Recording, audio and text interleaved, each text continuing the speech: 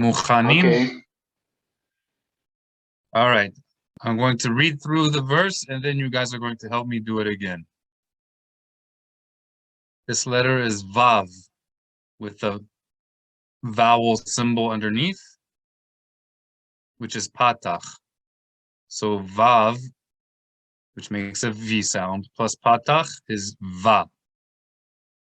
Yud makes a Y sound. Sometimes it just makes an E sound. And here the Yud is on top of the Shava. If you see a Shava, you should assume it represents the end of a syllable. So all words in every language, every word is made up of parts. Those parts are called syllables. Each part is a combination of at least one consonant, which is like a normal letter, and a vowel. So for example, this word, which is the name of the parasha, METSORA, right? So that's one syllable. Me, because there's a dagesh in the letter over the shava, that's two syllables. Hamme. So, that's a third syllable, and ra is a fourth. METSORA. So every word has a certain amount of syllables. Usually when you see a shava, which are the two dots, one on top of each other, assume that it just simply represents the end of a syllable. So in this case, Vav plus Patach plus Yud is Vai. There are some places where the Shava is not silent like this. Instead, the Shava in some places represents a short vowel sound like an E, a short E. Not an E, but E. And one of the places you can know that a Shava is not silent is if there is a dot inside of the letter, which is on top of the Shava. So there are two kinds of Shava, silent and sounded. This one, Vai, the Shava is silent. It's simply the end of the syllable, end of that part of the word. The other kind of Shava, there are only two types, is a sounded Shava. In that case, the Shava represents a short E vowel sound. So for example here, Hamme, Hamme. If it were silent, it would just be Ham. But here it's not silent, so it's Hamme. How do we know that it's not silent? Because there's a dagesh, a dot, in the letter above the Shava. Okay, let's continue. So we have Vav, Yud, Daled. Daled makes a D sound. So D plus the vowel called Patach. That vowel Patach makes an A sound. So D plus A is Da. Vai, Da. Bet plus the vowel Sere. That's only the two little dots, one next to each other, left and right. It makes an E sound. So Bet, which is B, plus E is Be, plus Resh is Ber. So we have Vai, Da, Ber. Adonai. Aleph plus Segol is E. Aleph plus Segol plus Lamed is El. So Vaidaber Adonai El. Mem makes an M sound as in mother. Plus Holam. So when a mem comes immediately before the letter Shin, the dot on the right-hand side of the Shin, which normally just makes the Shin a sh sound instead of an S sound. When the mem comes immediately before the Shin, this dot will sometimes serve another purpose, two purposes. So it both makes the Shin a Shin instead of a Sin, and it also functions as a Holam vowel, which makes an O sound. So Mo, and then the Shin, She. Shin plus Segol is E, Moshe. Hey, at the end of most words in Hebrew, the majority of the time, is silent. If hey is at the end of a word and there's no vowel underneath it, there's no dot inside of it, then it's silent. And that's what will be the case most of the time. So, Moshe. Lamed plus Sere is Le. Aleph, if you see no vowel connected to it, above or underneath, then you should just act like the Aleph is silent. So it's like we skip over it. So Lamed plus Sere is Le. Skip over the Aleph. Mim plus Holam is M. Mim plus Holam plus Resh is Mur. So Le Mur. Okay, everybody repeat after me. Vai da ber Vadaber Adonai Adonai El Adonai, El Moshe Moshe El Moshe, Moshe Le Mor. Lemor. Lemor. I'm Lechmor. going to read it one more time, just me, okay? And you can read quietly by yourselves. Vai da ber Adonai El Moshe Le Mor. All right, let's go to the next pasuk. Next pasuk. Pasuk means verse. Everybody say pasuk, pasuk. Pasuk. All right, and what does pasuk mean? Verses. Yes. Pasuk, one verse. Pasukim are many verses. Verses. Yeah. Okay. Zayin makes a Z sound, like zebra. Okay, somebody has a background noise. I'm going to have to turn off.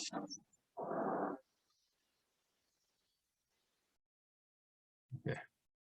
So Zayin makes a Z sound like zebra. Z. Here's the little dot on the top. That is a holam. It makes an O sound. So zo. And then a tav at the end. This is a tav. So zot. That's just the female version of this. This. In Hebrew, this has a male version and a female version. And of course, we already mentioned that Aleph, if there is no vowel associated with the Aleph, then we act like the Aleph is silent. It is silent. The only time we should hear Aleph as a consonant is if it has a vowel above or below it. This vowel, the Holam, looks like it's above the Aleph, but it does not belong to the Aleph. The letter Holam, O sound, it always belongs to the letter which is just before it. It does not belong to the letter after it. So this Aleph has no vowel. Zot, zot. Tav makes a T sound. The one little dot underneath it is a hirik. It makes an E sound. So tav plus hirik is T plus he over a shva, T. Yud plus segol makes an ye sound. The sound of segol vowel is e. So yud plus segol is ye. And as we already said, hey at the end of a word, if it has no vowel, we treat it as silent. This little symbol on top of the hey is not a vowel. You see many other symbols here in all these words. Some of them are vowels and some of them are not vowels. The ones that are not vowels, they symbolize notes to help you know how to sing the text. Okay, so zot, ti, ye. Tav plus vav and a holam is to, plus resh and a patach, Torah. Resh plus patach plus tav, rat. So we have to, rat. Okay. Does anyone want to help me with the next word? Who wants to volunteer for the next word?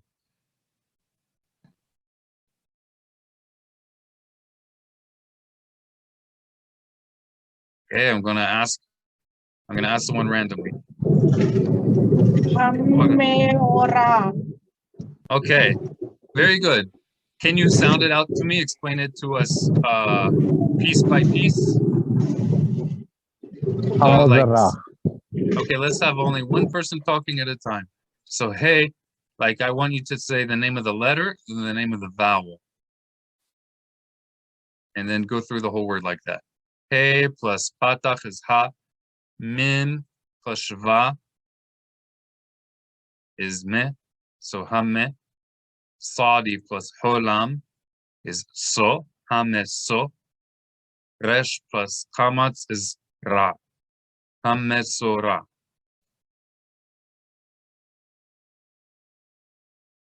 Sipora. Yes, brother. Ma shlomech? Shalom, Esaf. Bye. Shalom, shalom. Shalom uvracha. Shalom, Baruch Hashem. How are you? Baruch Hashem. How are you? It's good to hear your voice. Yeah, I was driving, that's why. All right. Yeah. But I am following you. Okay. Very good. Very good. Okay. I need a volunteer. I want someone to help me. Who wants to help me?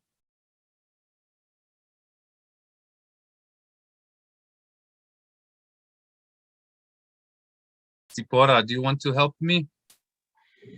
Yes, yes. Okay.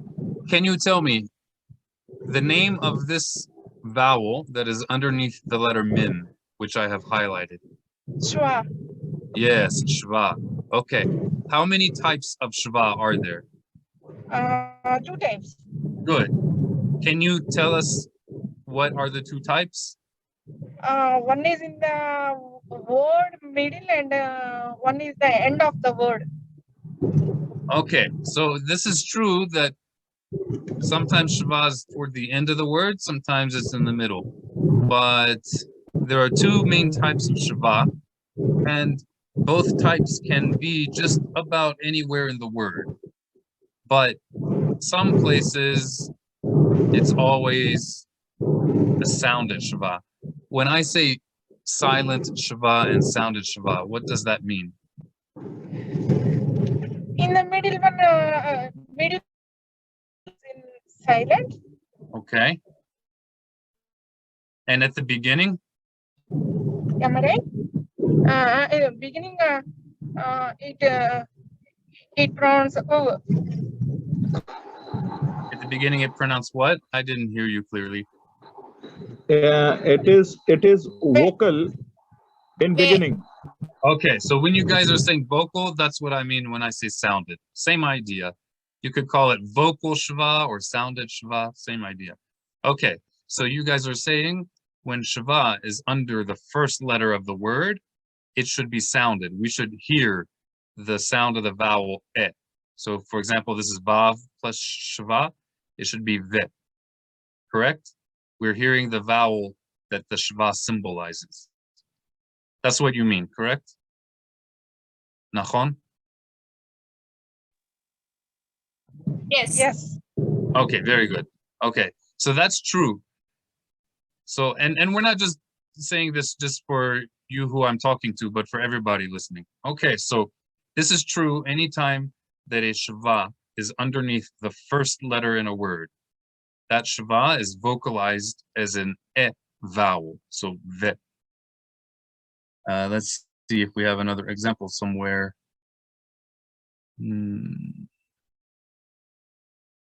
So the ve is a very common example. You can see it everywhere. Ve, because ve means and. I don't want to take too much time. Look, here's one. So here we have the letter pe with a shva, and the shva is under the first letter of this word. So it's pe.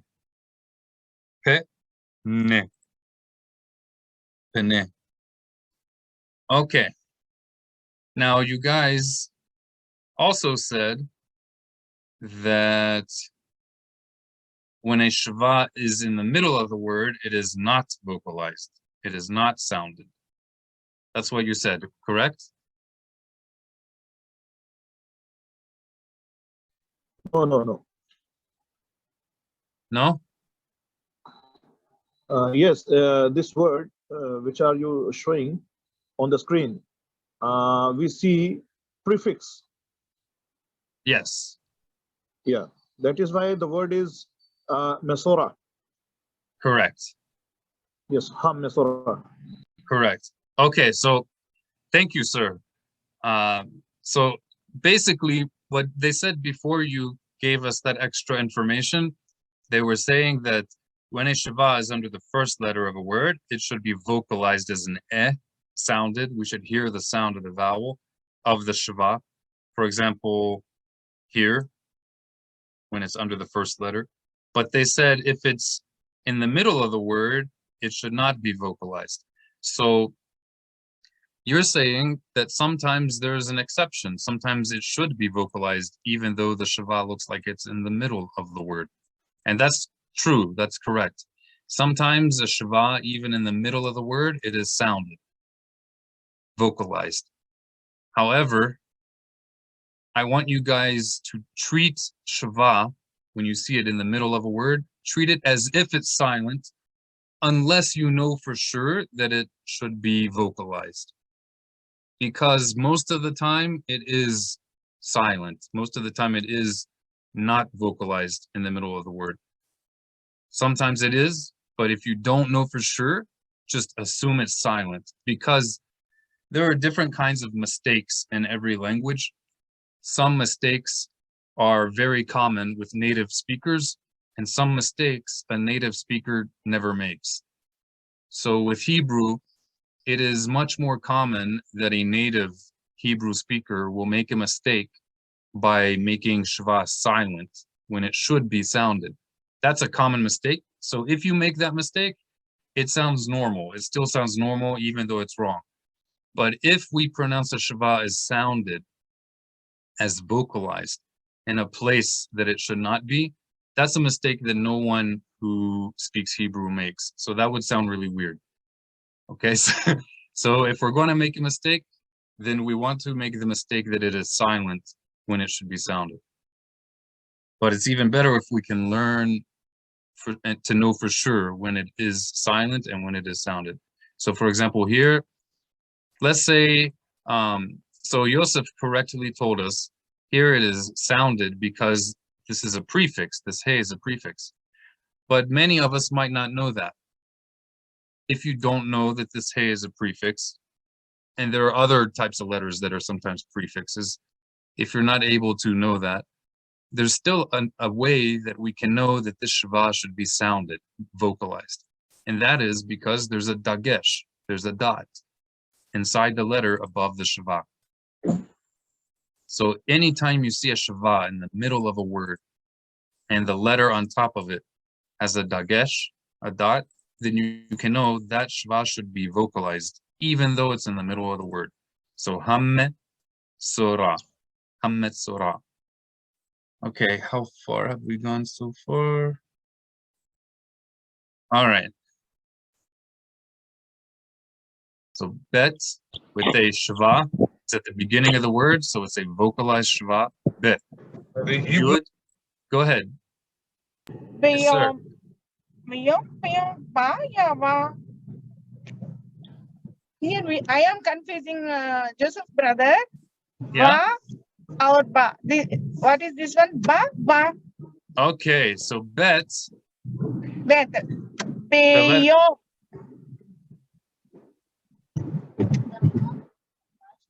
One second. Can you guys see the screen for drawing? I put up a screen to draw. Yes. Okay, so see, where do I have size? Let's make this big. Okay.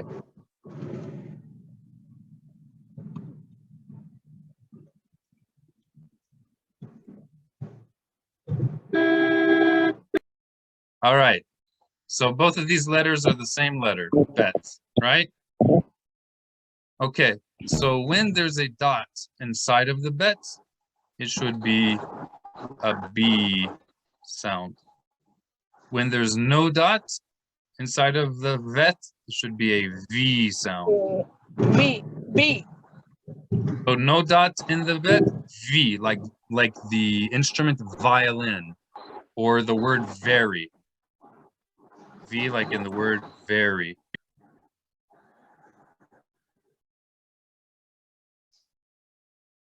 And when there's a B, that's only when there's a dot inside of the letter, then it's not a V like in very, it's a B like in the word boy.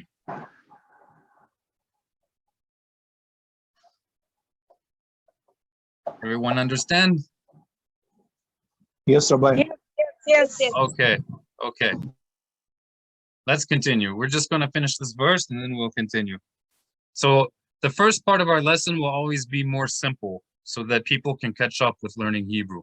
And then afterwards, we will basically, if you already know how to read, you can practice a lot by yourself. But if you've been practicing by yourself, you have more advanced Hebrew, feel free to ask any question you want. But the Hebrew part of our lessons will always be more simple to help everyone.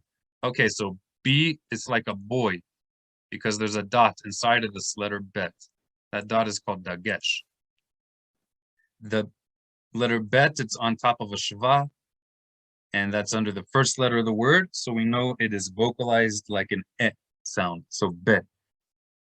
Be plus yud makes a y sound, plus vav with the holam. The name of this dot on top of the vav is called holam. It makes an o sound. Wow. When there's a B, yes, correct.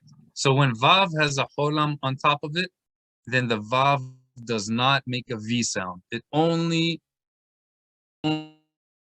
sound with a vowel on top of it. Oh, so we would not say bayovom. We would say bayom. The v sound of the vav just totally goes away because the vowel o is on top. So bayom, bayom. Everybody say bayom. Beyond. Okay. This letter is Bayom. tet. Thank you, sir. This letter is tet. We have a kamatz vowel underneath it. Kamatz makes an ah sound. So tet plus kamatz is ta. This is ta. Hey makes an H sound like the word help. So hey plus kamatz is ha. Ta, ha. Resh makes an R sound. Resh plus kamatz is ra. Ta, ha, ra. Tav makes a T sound. Tav plus holam, right? Taharato. Taharato, perfect. Mushlam, perfect.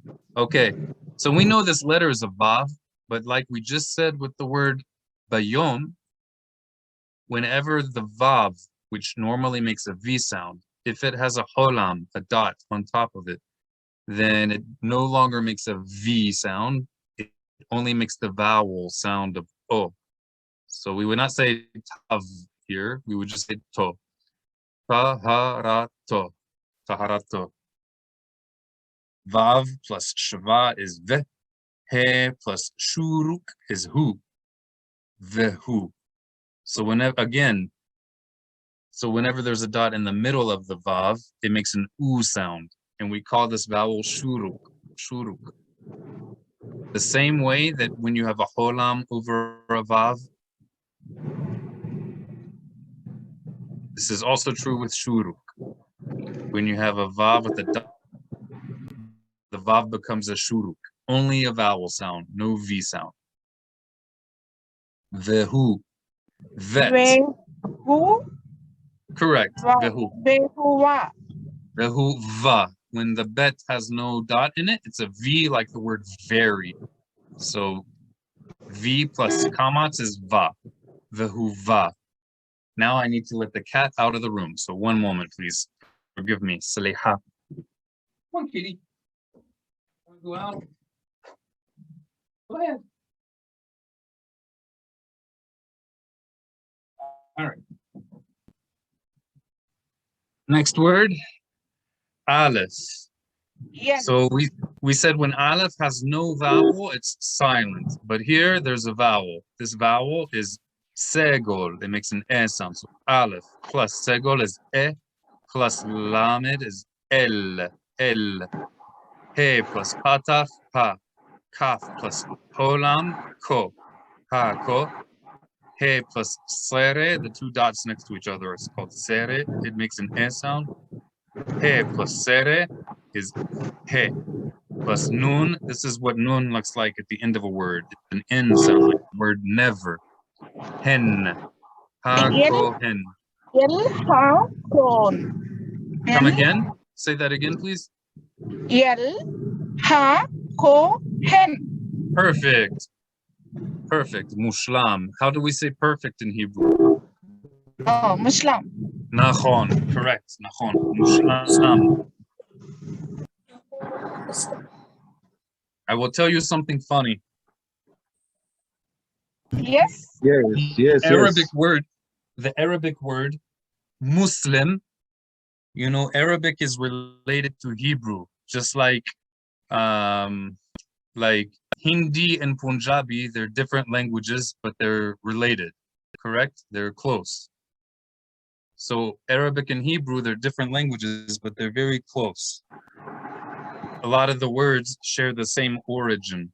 So the word Muslim, like the religion Muslims, it comes from the same word that Mushlam. It means the whole thing, perfect. Nothing is lacking.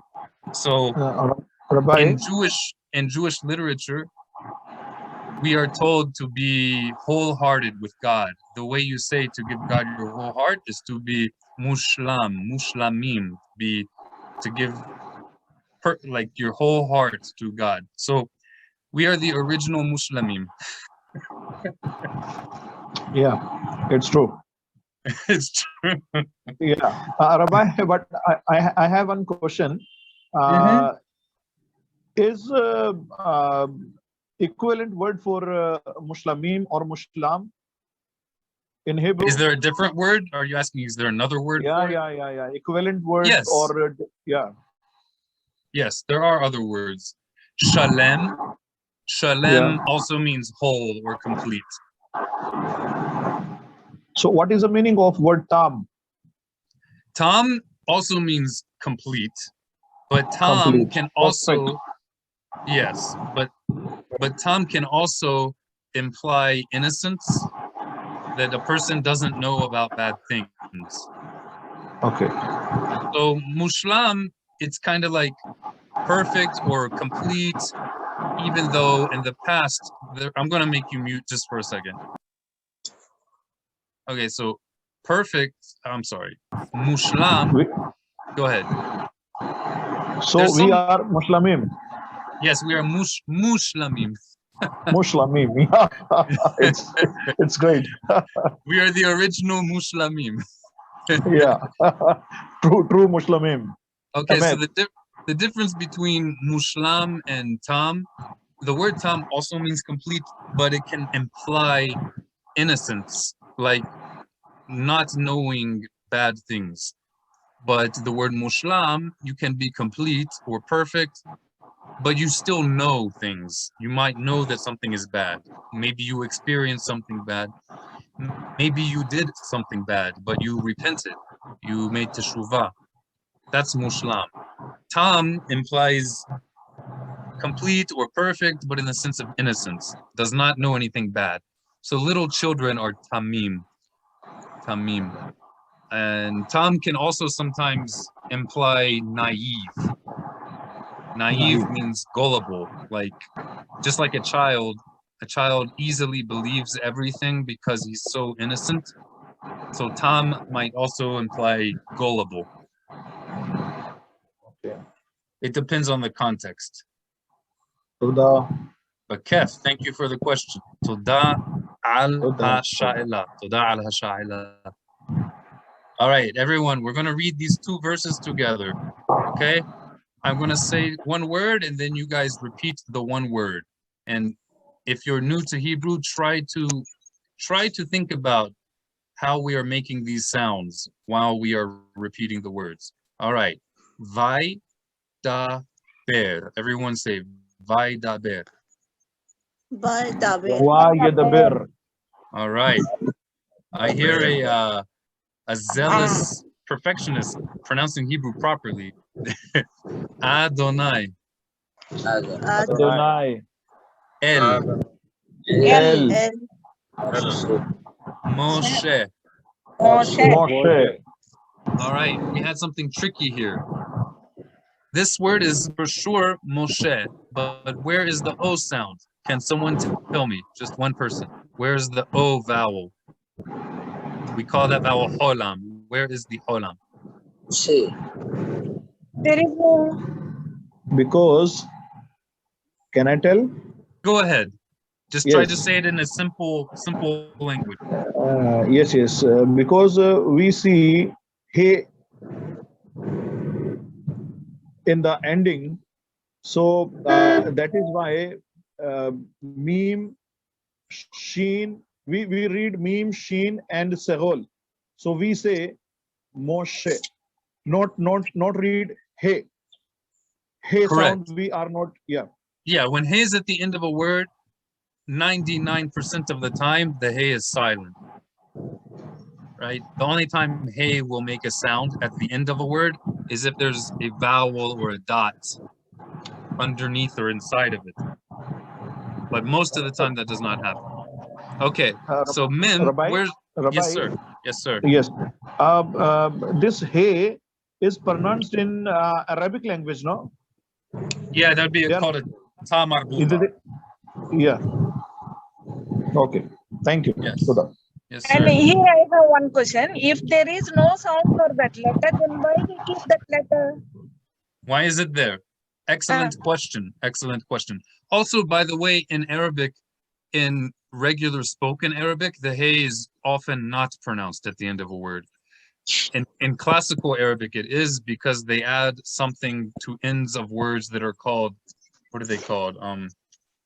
I always forget that word. Oh man. Case endings. So if you're interested in such a detail about grammar and language, you can look up on Wikipedia case endings. But it's really not super important for us right now. Okay, so that's a very good question. If hey is silent, why is it there? The reason it is there is because in ancient Hebrew, they did not write the vowels like we see here. In ancient Hebrew, you only wrote the letters. So if you go on Google and you search ancient Hebrew or Paleo Hebrew, you will see ancient letters of Hebrew, but no little dots. You won't see these dots everywhere. Those dots are the vowels. So how does that answer the question about hey? Because there were no dots, they used certain letters in Hebrew to symbolize that there's some vowel sound. Okay? Because they did not yet invent the vowel symbols. So the hey at the end of a word would tell you not that there's a ha sound. Instead, it would tell you that there is a vowel sound with this sheen coming after that sheen sound. So the hey was symbolizing this segol in ancient Hebrew when you don't write the letters. And we still write Hebrew with no vowels. I mean, when you don't write the vowels. So people still don't write the vowels in Hebrew, in modern Hebrew, when they're writing by hand. So handwriting, just like in ancient Hebrew, handwriting in modern Hebrew has no vowels. And most printed text in modern Hebrew has no vowels. Most of the time in Hebrew books, they only put vowels when it is sacred literature, when it's like holy books or children's books to help children learn the language. Zipporah, did that answer the question? Nahon. Yofi. So basically, hey is here because it's just symbolizing that there's a vowel connected to the sheen. Okay, let's continue. Le-mor. Lemur. Lemor. Yafet. Lemur. Toda, achi. Thank you, my brother. Okay. Zot. Zod. Zod. Ti-ye. Ti-ye. Tiye. Torat. Torat. Torat. Hametzora. Hametzora. Hamedzora. Hamedzora. Veyom. Veyom. Veyom. Taharato. Taharato. Tahrato. Taharato. Beautiful, beautiful pronunciation. Vehuva. Vehuva. Vehuwa. Vehuwa. Vehuwa. All right. El. El. El. Ha-kohen. Ha-kohen. HaKohen. All right. Now there are two words El in Hebrew. One means kind of like God, but it really means like powerful one. All right. And then the other one is this El. It means to or toward. You see here, brought Upon. to the Kohen. You can tell the difference between those two kinds of El because the El that means to or toward something, that El has a segol. And then the El that's translated as God has a sere, which are the two dots, like this vowel under the he. So when it's God, it's sere, and when it's to or toward, it's segol. Okay, let's do some halacha.